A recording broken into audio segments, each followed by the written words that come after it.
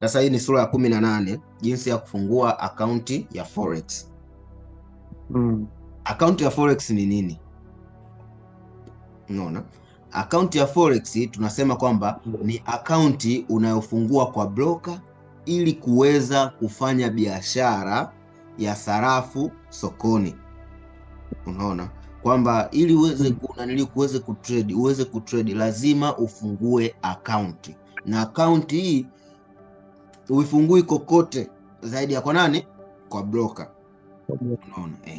Na akaunti hii hapa ya Forex inakuwezesha kudeposit mtaji, kuweka mtaji, na ukisha deposit mtaji, kupitia ule mtaji unaweza ukafanya trades ambazo ndo kubai na kuseli, na kupitia hiyo akaunti vile vile utaweza kupata faida au nini au hasara, kwa sababu unavyoingia kwenye biashara lazima ukubaliane na kila kitu, faida na hasara zote lazima fanya uzipate, lakini vile vile kufuatilia historia ya biashara zako.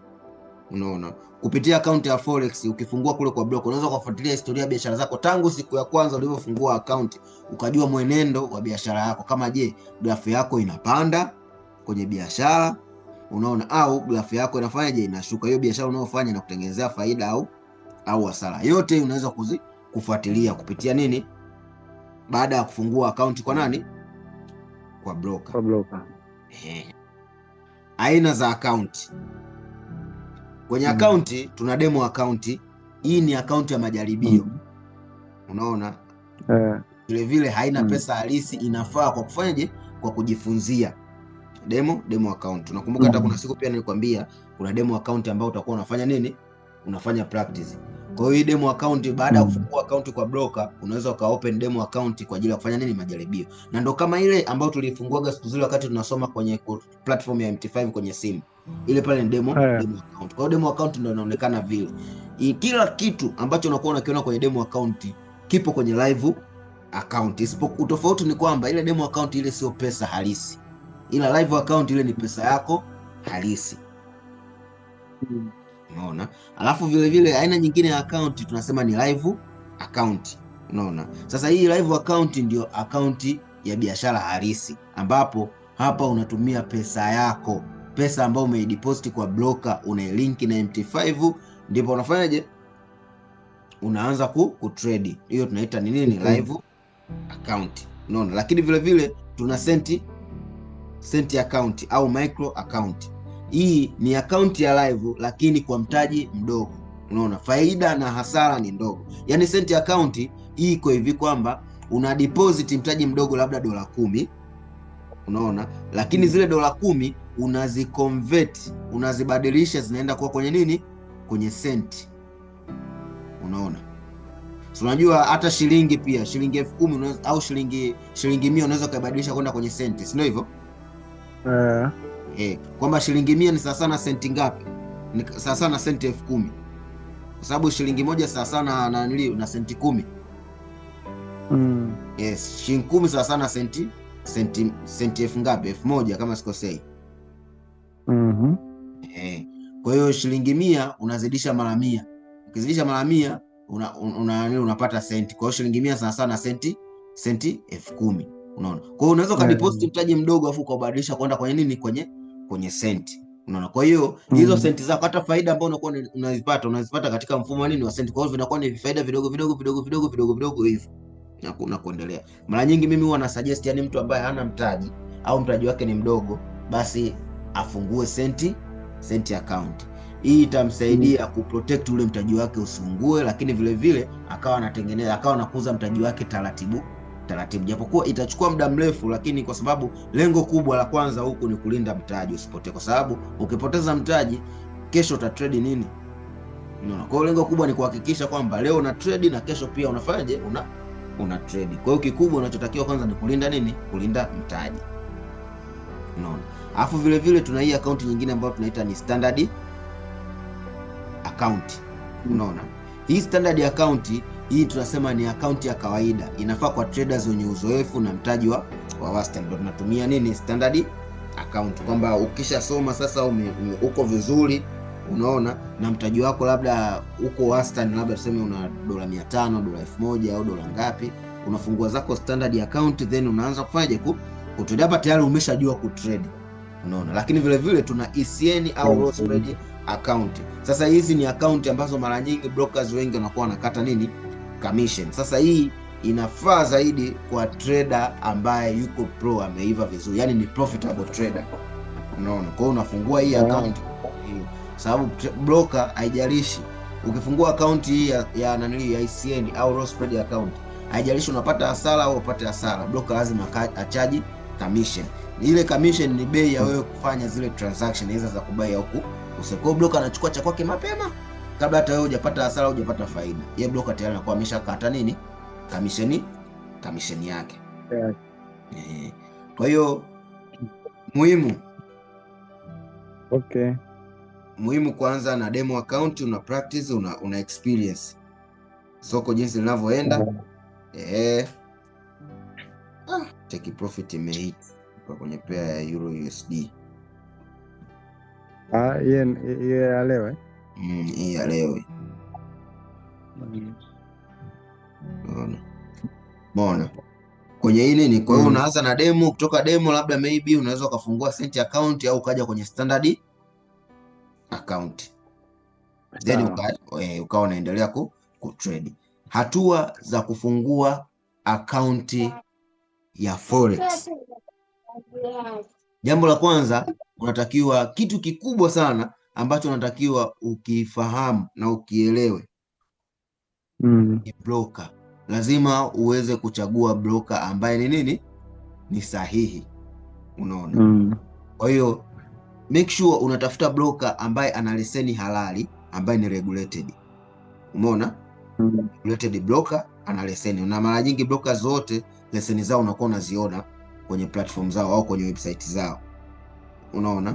Alafu vile vile lazima huyo broker ambaye unamchagua awe na platform rahisi, yani make sure broker ambaye unamselect awe na platform ya MT4 au MT5, unaona. Lakini vile vile customer support, unaona. Customer support hapa nimeweka Kiswahili, lakini hakuna broker mwenye support ya Kiswahili. Ni brokers wachache sana mwenye support ya Kiswahili ambao wana ofisi zao hapa Tanzania, unaona. Lakini vile vile uwezo wa kutoa pesa na kudeposit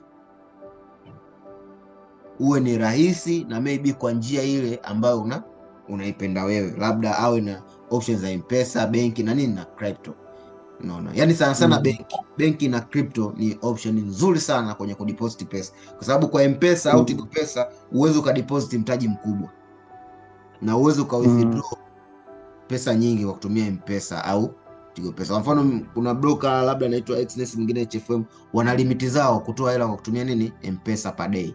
Mwingine unakuta ni $160. Maximum $160, unaweza kutoa zaidi ya $160. Unaona, na kudeposit pia hizi M-Pesa sio salama, tofauti na nani, na benki au njia nini ya crypto. Kwa hiyo njia salama za kudeposit pesa kwa broker ni benki au nini au crypto.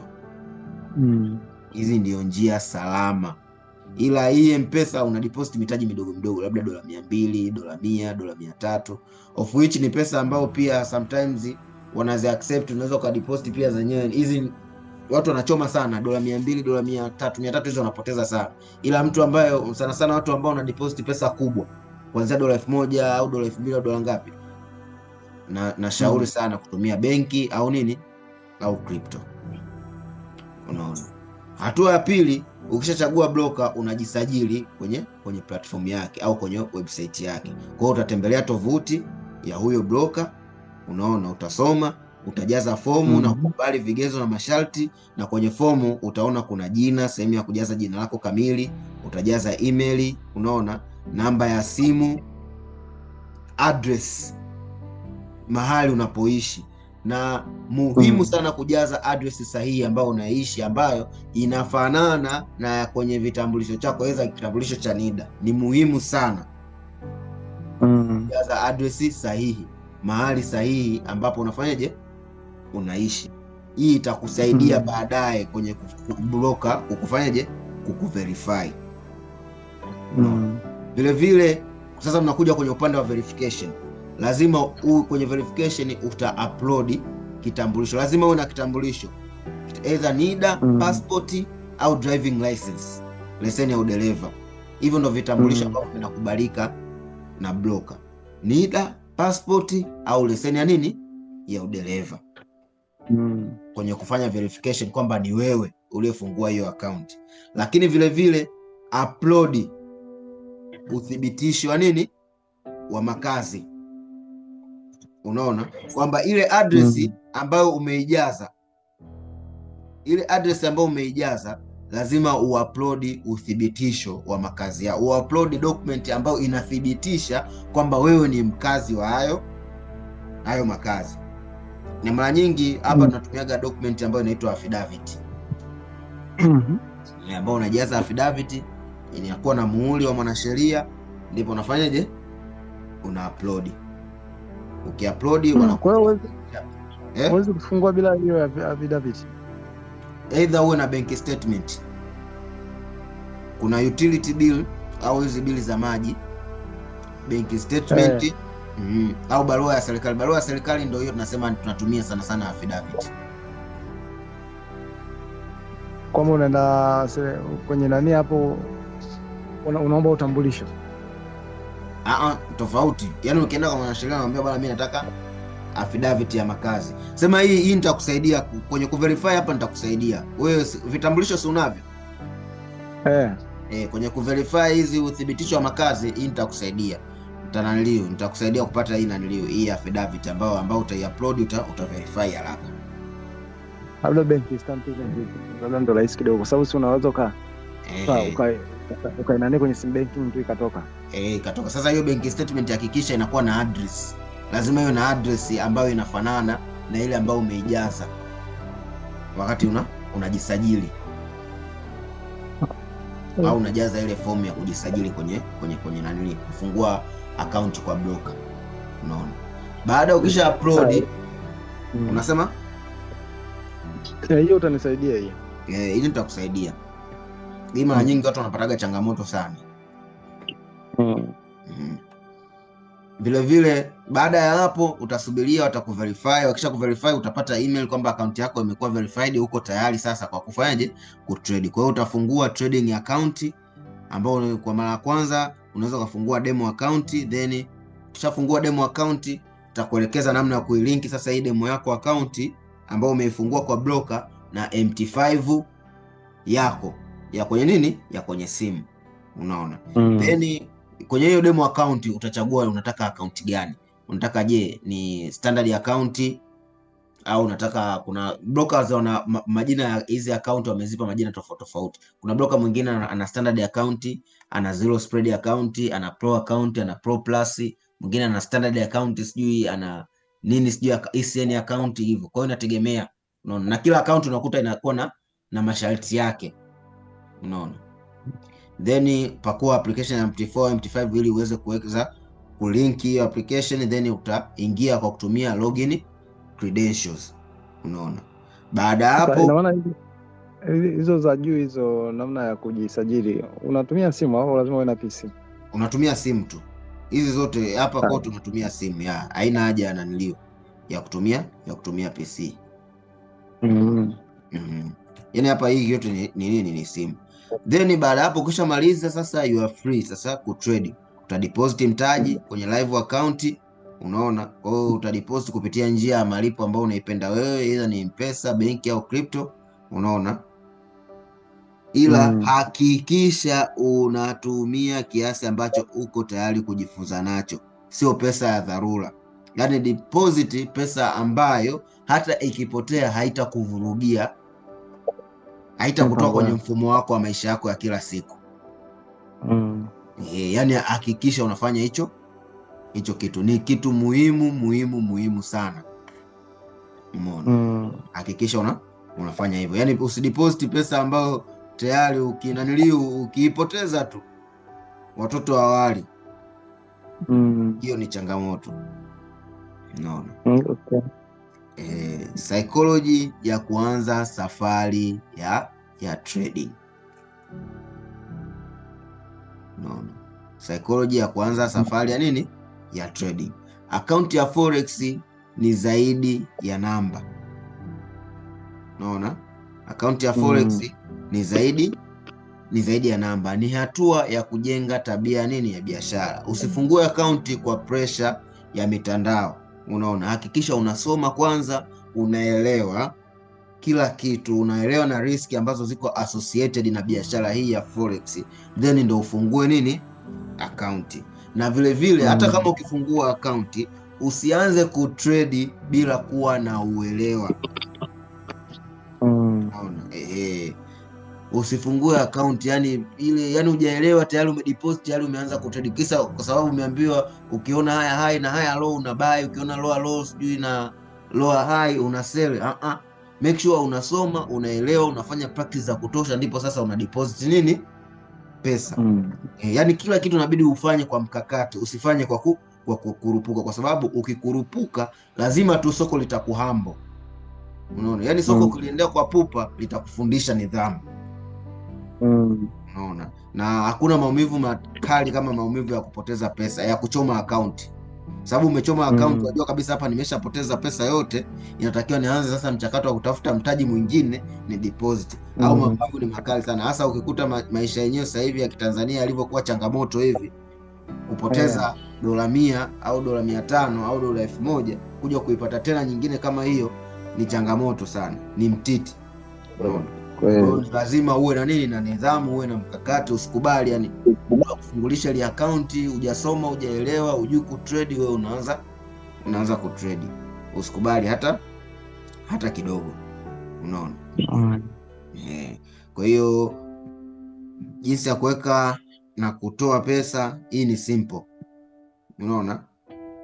Kuweka pesa au kudeposit, hii ni hatua ya kuhamisha pesa kutoka kwenye akaunti yako ya benki, simu au wallet ya crypto kwenda kwenye akaunti yako ya nini ya forex, ili kuanza kufanya nini biashara.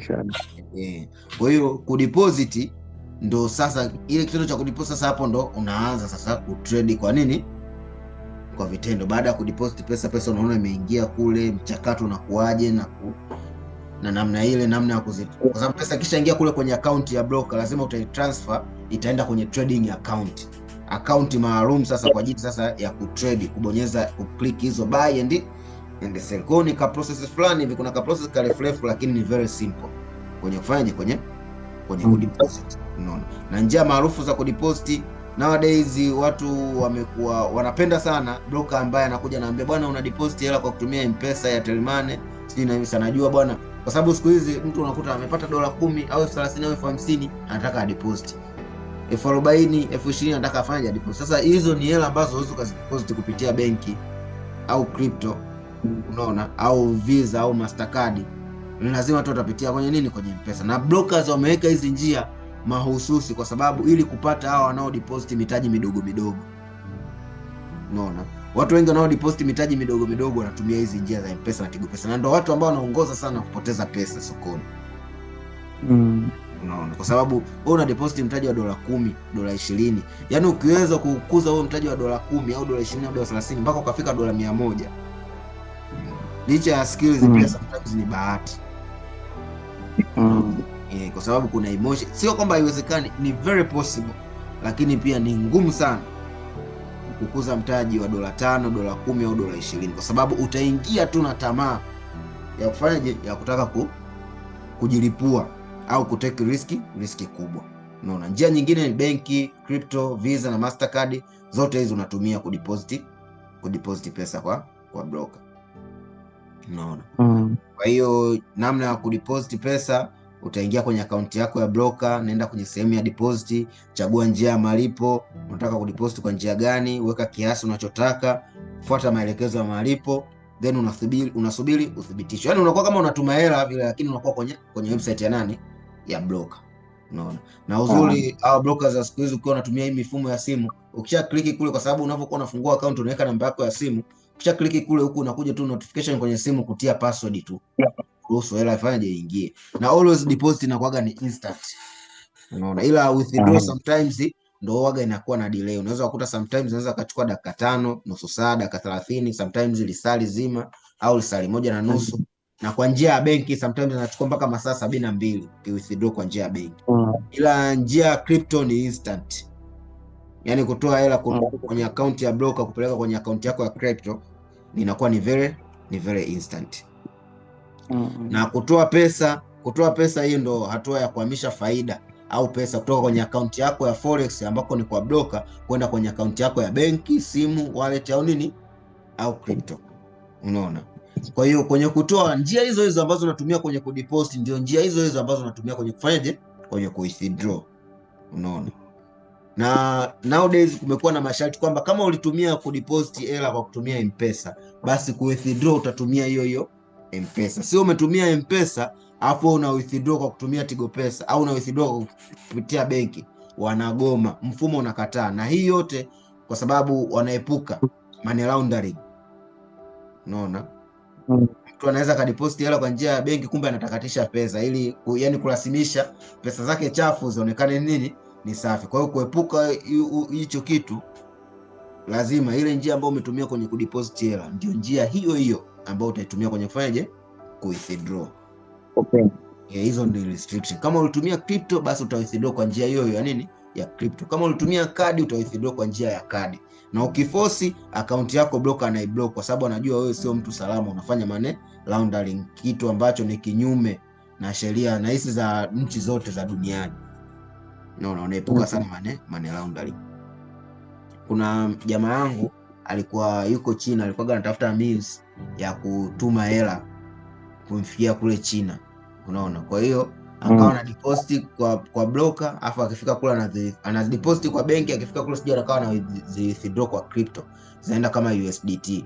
Broker akagundua hiyo njia, akablock account yake mpaka kesho. Jamaa hana access na ile account ya kwa broker, japokuwa pesa zake zote zilitoka, ila broker akahisi labda jamaa anafanya money laundering. Kwa hiyo ni vitu ambavyo tunakuwa navyo na au shahidi, hairuhusiwi. Jinsi ya kutoa pesa ndio hivyo, unaingia kwenye account yako ya broker, unaenda sehemu ya withdraw, chagua njia ya malipo, weka kiasi unachotaka kutoa, wasilisha maombi, then unasubiri nini, uthibitisho. Unaona? Ukipata uthibitisho ndi muamala unasoma, kama ni benki au wapi, muamala unasoma safi, pesa yako unakuwa umefanyaje, umeipata. Unaona? Jinsi ya kusoma chati za forex nafikiri itakuwa ni lesson ijayo, alafu baada hapo sasa ndio tunaanza sasa kusoma strategy development. Sasa tunaingia sasa kwenye core rules ya namna ya kufanyaje, ya trade.